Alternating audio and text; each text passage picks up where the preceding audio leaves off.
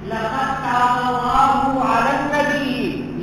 تاب الله على النبي والمهاجرين والأنصار الذين اتبعوه في ساعة العسرة من بعد ما كاد يزيغ قلوب فريق منهم ثم تاب عليهم إنه بهم رؤوف رحيم. غزوہ تبوک کا بیان چل رہا تھا اور بتایا گیا تھا کہ 10 صحابہ کرام سستی کی وجہ سے غزوہ تبوک میں شامل نہیں ہوئے تھے، تو ان میں سے 7 کا بیان تو ہو گیا کہ ان 7 نے مسجد نبوی سے رسی لگا کے مسجد نبوی کے ستون سے اپنے کو باندھ لیا تھا کہ حضور ہم کو کھولیں گے تبھی ہم کھلیں گے، تو ان کی توبہ کی آیت پہلے نازل ہوئی اور اس کا بیان ہو گیا. ان میں سے 3 کا بیان رہ گیا تھا اور یہ کہا گیا تھا کہ 3 کا بیان اگلی آیتوں میں آئے گا اور وہاں تفصیل بتائی جائے گی. تو ان 3 صحابہ کرام کے بارے میں تفصیل سنیے. وہ 3 صحابہ کرام کون کون ہیں؟ نمبر 1 حضرت کعب ابن مالک رضی اللہ تعالی عنہ. نمبر 2 حضرت مرارہ ابن ربیع. نمبر 3 حضرت ہلال ابن امیہ رضی اللہ تعالی عنہما. یہ 3 صحابہ کرام ہیں کہ جو سستی کی وجہ سے غزوہ تبوک میں جانے سے رہ گئے تھے اور انہوں نے اپنے کو مسجد کے ستون سے بھی نہیں باندھا تھا. اللہ کے نبی صلی اللہ علیہ وسلم حسب معمول جب بھی باہر سے تشریف لاتے تھے تو پہلے مسجد نبوی میں آتے تھے اور 2 رکعت نماز پڑھتے تھے اور پھر وہاں سے نکل کر حضرت فاطمہ رضی اللہ تعالی عنہا کے پاس جاتے تھے، بیٹی سے ملاقات ہوتی تھی. پھر اس کے بعد ازواج مطہرات کے پاس جاتے تھے، ان سے ملاقات ہوتی تھی. تو نبی کریم صلی اللہ علیہ وسلم غزوہ تبوک سے واپس آئے اور حسب معمول مسجد نبوی میں آپ نے تشریف رکھی. منافقین 80 تھے جو غزوے میں نہیں گئے تھے. وہ 80 منافقین کو خبر ہو گئی کہ نبی کریم صلی اللہ علیہ وسلم مسجد میں آ گئے ہیں. تو منافقین بڑی زبان کے بڑے تیز ہوتے ہیں اور اپنی عقل کو اونچا سمجھتے ہیں کہ ہم سب کو دھوکہ دے دیں گے. وہ پہنچے حضور کے پاس، ایک کے بعد دیگرے. ایک نے کہا یا رسول اللہ بڑا جذبہ تھا جہاد میں جانے کا مگر پیٹ میں درد ہو گیا تھا اس لیے میں نہیں گیا. ایک دوسرے نے آ کر کے کہا کہ یا رسول اللہ بڑا جذبہ تھا جانے کا مگر عجیب اتفاق ہے کہ اتنی کھانسی آئی کہ ایک لمحہ کے لیے مجھے فرصت نہیں تھی. میں یہ عذر بتا رہا ہوں کہ اس طرح سے انہوں نے الٹی سیدھی باتیں کی. نبی کریم صلی اللہ علیہ وسلم تو بڑے بردبار تھے، بڑے برداشت کرنے والے تھے. آپ نے سب کے ظاہری عذر کو سن لیا.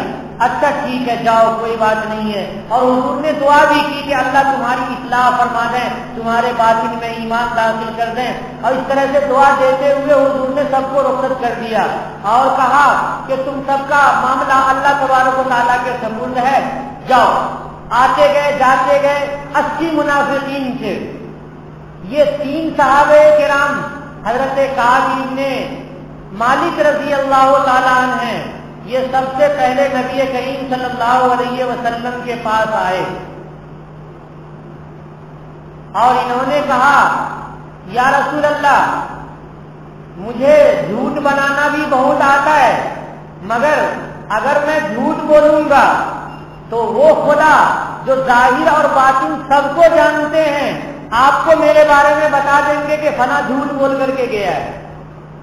اس لیے میں جھوٹ نہیں بولوں گا. اور میرے پاس مال بھی تھا، اس سے پہلے میرے پاس اتنا مال نہیں تھا جتنا مال اس موقع سے تھا. اور میرے پاس سواری بھی تھی، 2 سواری تھی میرے پاس. اور میں سوچتا بھی تھا کہ جاؤں گا لیکن سستی کی وجہ سے میں نہیں گیا۔ جب آپ نے تیاری کا حکم دیا تو سوچ رہا تھا کہ تیاری کر لوں گا، سواری ہے اور نکل پڑوں گا۔ سارے صحابہ کرام تیار ہو گئے اور چل پڑے۔ تقریباً 10,000 سے 30,000 تک کی روایت آتی ہے صحابہ کرام کی۔ تو سوچا کہ اگر یہ لوگ نکل بھی گئے تب بھی اپنی سواری پہ بیٹھوں گا اور ان کے پیچھے چل پڑوں گا۔ نبی کریم صلی اللہ علیہ وسلم جمعرات کے دن جانا پسند فرماتے تھے، تو انہوں نے کہا کہ میں نے چاہا کہ تیاری کروں، پھر سوچا کہ چلو ایک دن بعد ہی چلے جائیں گے۔ اس طرح سے سستی ہوتی چلی گئی اور میں جہاد میں شریک نہیں ہو سکا۔ تو نبی کریم صلی اللہ علیہ وسلم نے کہا کہ یہ بندہ سچ بول رہا ہے، یہ بندہ سچ بول رہا ہے، لیکن تمہارا معاملہ میں اللہ تعالیٰ کے سپرد کرتا ہوں۔ اب وہ وہاں سے نکلے۔ یہ منافقین جو جھوٹ موٹ حضور کو کچھ سے کچھ کہہ کر کے چلے گئے تھے، انہوں نے کہا ارے تم نے تو سچ بول دیا، تم تو کوئی نہ کوئی عذر بنا لیے ہوتے۔ دیکھو ہم لوگوں نے عذر بنا لیا اور ہم لوگوں کے لیے حضور نے دعا بھی کی اور چلے آئے اپنا مستی میں پھر رہے ہیں۔ معلوم ہوا کہ حضور اکرم صلی اللہ علیہ وسلم نے ہمارے عذر کو قبول کر لیا ہے۔ انہوں نے سوچا اتنے لوگ 1 2 3 ہر ایک وہی ملاقات کر کے بول رہا ہے، تو انہوں نے دل میں یہ کہا کہ کیا کروں، کوئی جھوٹ موٹ عذر بنا لوں کیا۔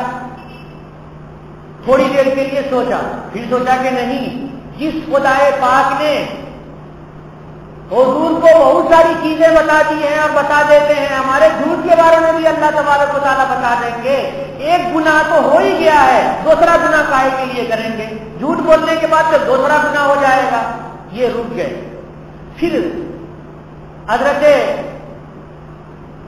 مرارہ ابن الربیع وہ آئے اور انہوں نے بھی سچی بات کہہ دی کہ یا رسول اللہ، کھیتی پکنے کا وقت قریب تھا اور کھجور پک رہی تھی، تو میں نے یہ سوچا کہ ان سب کو اکٹھا کر لیتے ہیں۔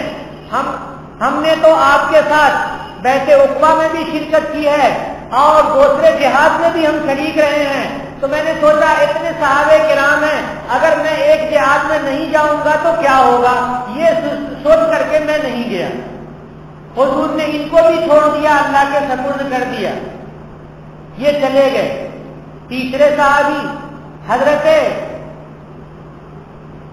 ہلال ابن امیہ یہ آئے، انہوں نے بھی اپنا عذر بیان کیا کہ یا رسول اللہ، ہمارے گھر بار کے لوگ بچے وغیرہ سب دور دور تھے، کافی دن سے اتفاق سے اسی موسم میں آئے تھے، تو میں نے یہ سوچا کہ آپ کے ساتھ تو بیعت عقبہ میں ہماری شرکت ہوئی ہے اور بیعت عقبہ میں شریک ہونا وہ غزوہ بدر میں شریک ہونے سے بھی زیادہ اہمیت کا حامل ہم سمجھتے ہیں، اور دوسرے جہاد میں ہم شریک رہے، تو ہم نے سوچا کہ اس جہاد میں اگر ہم نہیں جاتے ہیں تو بھی انشاءاللہ اللہ تعالیٰ اپنے دین کو بلند رکھیں گے اور مسلمانوں کی جیت ہوگی، اور اس وجہ سے میں نہیں گیا۔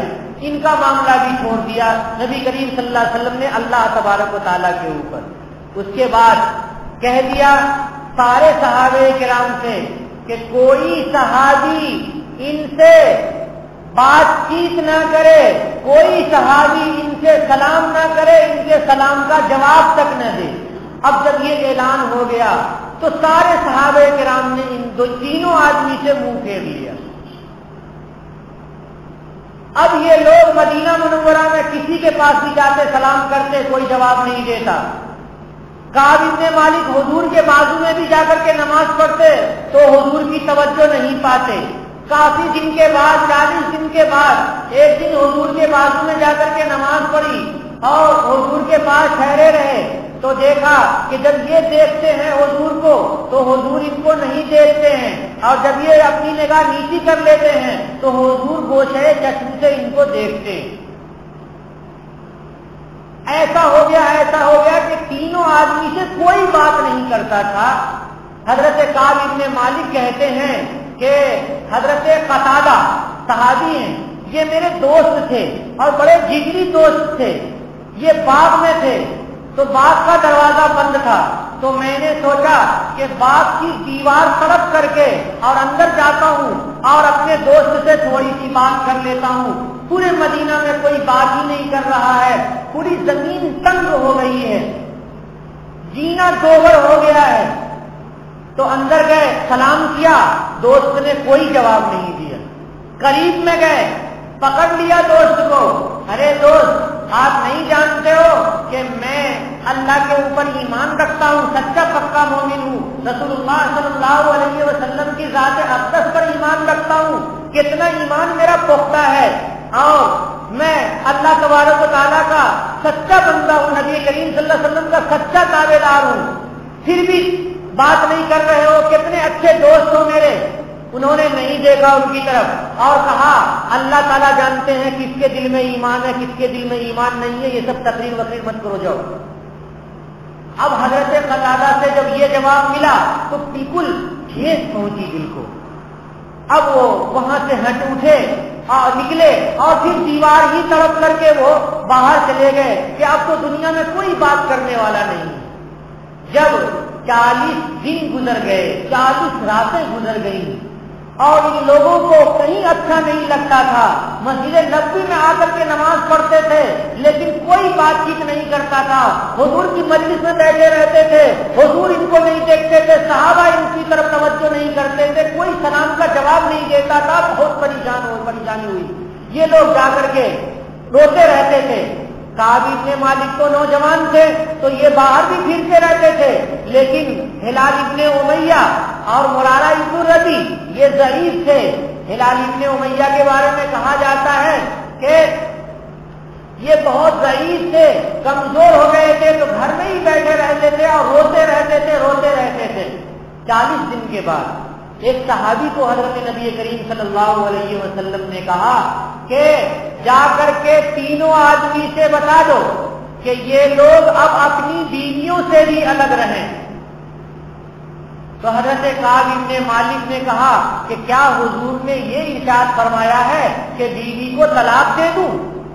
تو انہوں نے کہا نہیں، حضور نے یہ ارشاد نہیں فرمایا، حضور نے یہ کہا کہ بیوی سے الگ رہنا ہے، بیوی کے ساتھ نہیں رہنا ہے۔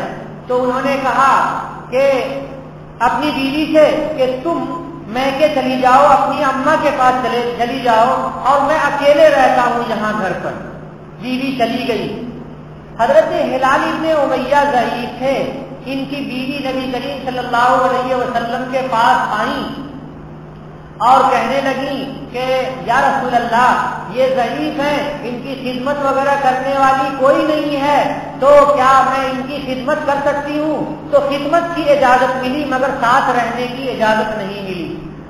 انہوں نے کہا کہ یہ تو اتنے ضعیف ہو گئے ہیں کہ ان کو ساتھ رہنا اور نہیں رہنے سے کوئی فرق نہیں پڑتا، تو ان کو خدمت کی اجازت مل گئی۔ ادھر لوگوں نے آ کر کے حضرت کعب سے کہا کہ تم بھی جا کر کے اجازت لے لو نبی کریم صلی اللہ علیہ وسلم سے، بیوی ساتھ رہے گی۔ تو انہوں نے کہا کہ نہیں، اگر میں پہنچوں اور سرکار دو عالم صلی اللہ علیہ وسلم کو تکلیف ہو جائے اور حضور کچھ ارشاد فرما دیں جو ہماری عاقبت خراب کرنے کے لیے کافی ہو تو پھر بیکار ہے حضور کے پاس جانا، جو حکم ہو گیا ہے اسی پر عمل کریں گے۔ غرض یہ کہ آپ بیوی بھی نہیں۔ حضرت کعب ابن مالک کہتے ہیں کہ اسی طرح سے 50واں دن آ گیا۔ 50ویں دن فجر کی نماز پڑھ کر کے اپنی چھت پہ وہ بیٹھے ہوئے تھے۔ کعب ابن مالک اپنی چھت پہ بیٹھے ہوئے تھے۔ معلوم یہ ہوا کہ اسی رات میں 1/3 رات گزرنے کے بعد، یعنی عشاء کی نماز جب پڑھتے ہیں اس کی تھوڑی دیر کے بعد حضرت جبریل علیہ الصلوۃ والسلام نبی پاک صلی اللہ علیہ وسلم کے پاس آئے اور ان تینوں آدمی کی توبہ کے قبول ہونے کی خوشخبری سنائی۔ اب حضور کے پاس حضرت ام سلمہ تھی، کہا یا رسول اللہ ابھی میں ان کو خوشخبری سنا دیتی ہوں کعب ابن مالک کو کہ تمہاری توبہ اللہ تعالیٰ نے قبول فرما لی ہے۔ حضور نے فرمایا کہ نہیں، اب عشاء کے بعد آرام کرنے کا وقت ہے، اگر ابھی خوشخبری سنائی گئی تو لوگوں کی بھیڑ لگ جائے گی اور پھر رات میں لوگ سوئیں گے نہیں، اس لیے ابھی نہیں سنانی ہے۔ فجر کی نماز کے بعد نبی کریم صلی اللہ علیہ وسلم نے صحابہ کرام کو اکٹھا کیا اور حضور کا چہرہ خوشی سے دمک رہا تھا نبی کریم صلی اللہ علیہ وسلم نے یہ آیت پڑھ کر کے سنائی اور سنایا کہ ان تینوں لوگوں کی توبہ قبول ہو گئی ہے۔ اب سارے صحابہ کرام خوشی کے مارے اچھلنے لگے کہ حضرت کعب نے ایسی سچی اور پکی توبہ کی کہ اللہ تبارک و تعالیٰ نے ان کی توبہ کو قرآن پاک میں نازل فرما دیا کہ ان کی توبہ قیامت تک تلاوت کی جائے گی۔ کتنی سچی اور پکی توبہ ہے۔ حضور سے خوشخبری سنتے ہی صحابہ کرام دوڑ پڑے، کوئی ادھر سے گیا کوئی ادھر سے گیا۔ حضرت ابو بکر صدیق رضی اللہ تعالیٰ عنہ اور حضرت عمر رضی اللہ تعالیٰ عنہ صلا 3 لام عین صلا پہاڑی پہ چڑھ گئے اور سوچے کہ لوگ دوڑ کے جب تک ان کے گھر جائیں گے تب تک میں یہیں سے چلاؤں گا، تو ایک دم پہاڑی پہ چڑھ گئے اور اوپر سے کہا، اے کعب ابن مالک، خوشخبری ہو، تمہاری توبہ اللہ تبارک و تعالیٰ نے قبول فرما لی ہے اور نبی کریم صلی اللہ علیہ وسلم پر تمہارے سلسلے میں آیت توبہ نازل ہو گئی ہے۔ اب جو غور کیا کہ کس کی آواز ہے تو معلوم ہوا کہ حضرت ابو بکر رضی اللہ تعالیٰ عنہ کی آواز ہے۔ اس کے بعد اور بھی صحابہ کرام آنے لگے، مسافر کرنے لگے، گلے ملنے لگے اور پھر یہ نبی کریم صلی اللہ علیہ وسلم کے پاس مسجد میں تشریف لے گئے تو سارے صحابہ کرام مسافر کر رہے ہیں، حضرت طلحہ ہیں وہ مسافر کر رہے ہیں، دوسرے صحابہ مسافر کر رہے ہیں اور ہر ایک مبارکباد پیش کر رہے ہیں اور ایک عید کی خوشی جیسا ماحول ہو گیا۔ نبی کریم صلی اللہ علیہ وسلم کے پاس گئے تو حضور نے خوشخبری دی کہ کعب ابن مالک اور اے تینوں لوگوں، تم کو توبہ کی خوشخبری ہو، تمہاری توبہ اللہ تبارک و تعالیٰ نے قبول فرما لی ہے اور تمہارے لیے آج کا دن تمہاری زندگی کا سب سے زیادہ خوشی کا دن ہے، اس سے زیادہ خوشی کا دن تمہارے لیے نہیں آئے گا اور نہ تو کبھی آیا ہے۔ اب سب کی توبہ قبول ہو گئی۔ حضرت کعب بن مالک رضی اللہ تعالیٰ عنہ نے نبی کریم صلی اللہ علیہ وسلم نے کہا یا رسول اللہ، اب میرا جی یہ چاہتا ہے کہ جتنا مال ہمارے پاس ہے سب کا سب اللہ تعالیٰ کے راستے میں صدقہ کر دیں۔ پورا مال لے کر کے حضور کی خدمت میں حاضر ہو گئے۔ حضور نے کہا کہ نہیں، پورا مال صدقہ نہ کرو۔ انہوں نے کہا تو پھر آدھا مال صدقہ کر دیتے ہیں۔ نبی کریم صلی اللہ علیہ وسلم نے کہا نہیں، آدھا بھی صدقہ نہ کرو۔ انہوں نے کہا پھر 1/3 صدقہ کر دیتے ہیں۔ تو حضور نے کہا کہ ہاں ٹھیک ہے، 1/3 مال تم صدقہ کر سکتے ہو۔ انہوں نے 1/3 مال اللہ تعالیٰ کے راستے میں صدقہ کیا اور سچی پکی توبہ کی۔ اب بتائیے، اس کے بعد حضور سے کہا یا رسول اللہ، محض جھوٹ سے بچنے کی وجہ سے اور سچ کے اختیار کرنے کی وجہ سے اللہ تبارک و تعالیٰ نے میرے لیے یہ خوشخبری عنایت فرمائی ہے اور میری توبہ اللہ نے قبول کی ہے۔ آج سے میں عہد کرتا ہوں کہ اپنی پوری زندگی کبھی جھوٹ نہیں بولوں گا۔ جب تک زندہ رہے ادنا درجے کا بھی جھوٹ انہوں نے نہیں بولا۔ تو یہ جھوٹ سے بچنے کی وجہ سے اور سچ کے اختیار کرنے کی وجہ سے اللہ تبارک و تعالیٰ نے یہ مقام ان تینوں صحابہ کرام کو عنایت فرمایا۔ اور دوسرے منافقین نے جھوٹ بولے تو ان جھوٹ بولنے والے منافقین کے لیے اللہ نے آیت نازل فرمائی، یعتذرون الیکم اذا رجعتم الیہم قل لا تعتذروا لن نؤمن لکم قد نبأنا اللہ من اخبارکم۔ ان منافقین کے بارے میں اللہ نے ارشاد فرمایا کہ آپ جب پہنچیں گے مدینہ منورہ تو یہ منافقین کی 80 تعداد یہ سب کی سب آئے گی اور آپ سے کہے گی کہ ہم نے فلاں عذر تھا فلاں عذر تھا۔ آپ کہہ دیجئے کہ تم لوگ عذر نہ بیان کرو، ہم تمہارے اوپر ہرگز اطمینان نہیں کر سکتے ہیں۔ ہمیں اللہ نے بتا دی ہے وہ بات جو تمہارے اندر ہے۔ قد نبأنا اللہ من اخبارکم، اللہ تعالیٰ نے تمہاری باطنی خبر کو بتا دی ہے کہ تمہارے پاس کوئی عذر نہیں تھا اور پھر بھی تم لوگ جہاد سے رکے ہوئے تھے اور تم لوگ منافق ہو۔ تو ایک تو سچوں کو اللہ تعالیٰ نے اس طرح سے قرآن میں عزت دی اور جھوٹوں کو کس طرح سے اللہ تبارک و تعالیٰ نے ذلیل کیا۔ میں یہ چاہتا ہوں کہ ترجمے سے اس مضمون کو ملاؤں، اس میں 2-3 منٹ اور صرف ہوں گے آپ کے۔ لقد تاب اللہ علی النبی والمہاجرین والانصار، البتہ تحقیق کے متوجہ ہوئے اللہ تبارک و تعالی نبی پر، توبہ کے معنی متوجہ ہونا، نبی پر اور مہاجرین پر اور انصار پر، ان سب کی توبہ اللہ تبارک و تعالی نے قبول فرمائی۔ اللہ نے اپنی توجہ عنایت فرمائی. الذین اتبعوہ فی ساعۃ العسرۃ، یہ وہ انصار اور وہ مہاجرین کہ جو حضور کے پیچھے چلے تنگی کے وقت میں. تنگی کے وقت میں، جس وقت میں نے بتایا تھا نا کہ کھجور پک رہی تھی اور کسانوں کی جیبیں خالی ہو جاتی ہیں، اس وقت، اس تنگی کے وقت میں فی ساعۃ العسرۃ، سخت گرمی کا ماحول تھا. من بعد ما کاد یزیغ قلوب فریق منہم، اس کے بعد کہ قریب تھا کہ متزلزل ہو، قریب تھے کہ متزلزل ہو جائیں ان میں سے ایک جماعت کے دل. قریب تھا کہ ان میں سے ایک جماعت کے دل متزلزل ہو جائیں. یعنی کچھ لوگ ایسے تھے جو دیکھ رہے تھے کہ ابھی کھیتی کٹنے کا وقت ہے اور سخت گرمی ہے، تو اس امتحان سے ان کے بدن، ان کے پیر لرز رہے تھے، وہ ہمت نہیں کر رہے تھے جہاد کرنے کی. ثم تاب علیہم، پھر اللہ تبارک و تعالی نے ان کی توبہ قبول فرمائی. انہ بہم رؤوف الرحیم، بے شک اللہ تبارک و تعالی ان پر رحم کرنے والے ہیں اور ان پر نہایت شفقت کرنے والے ہیں. رؤوف اور رحیم یہ قریب معنی کے ہیں. وعلی الثلاثۃ الذین خلفوا، اور وہ 3 صحابہ کرام جن کا معاملہ پیچھے چھوڑ دیا گیا تھا، یعنی 7 کی توبہ تو پہلے قبول ہو گئی اور 3 کا معاملہ پیچھے چھوڑ دیا گیا تھا. وہ ان 3 صحابہ کرام پر بھی کی بھی اللہ نے توبہ قبول کی کہ جن کا معاملہ پیچھے چھوڑ دیا گیا تھا. حتی اذا ضاقت علیہم الارض بما رحبت، یہاں تک کہ ان کے اوپر زمین تنگ ہو گئی اپنی وسعت کے باوجود. زمین وسعت کے باوجود تنگ ہو گئی تھی، ان کا جینا مشکل ہو گیا تھا. حضرت کعب بن مالک کہتے ہیں کہ ہم تینوں آدمی کو ڈر ہو گیا کہ کہیں ایسا نہ ہو کہ اسی حالت میں ہم تینوں کی موت ہو جائے، اور موت ہو جائے گی تو حضور نماز جنازہ بھی نہیں پڑھیں گے، اور اگر خدا نہ خواستہ نبی کریم صلی اللہ علیہ وسلم رخصت ہو گئے تو پھر پوری زندگی ہم لوگوں کو ہر آدمی ذلیل سمجھے گا کہ یہ کتنے ذلیل ہیں کہ نبی کریم صلی اللہ علیہ وسلم کے ساتھ نہیں گئے، اور ان کی توبہ بھی اللہ تبارک و تعالیٰ نے قبول نہیں کی. تو یہ دونوں چیز کی وجہ سے گھبرا رہے تھے اور زمین تنگ ہو گئی تھی. وضاقت علیہم انفسہم، اور ان کے اوپر ان کی جانیں بھی تنگ ہو گئی تھی، یعنی جینا دوبھر ہو گیا تھا.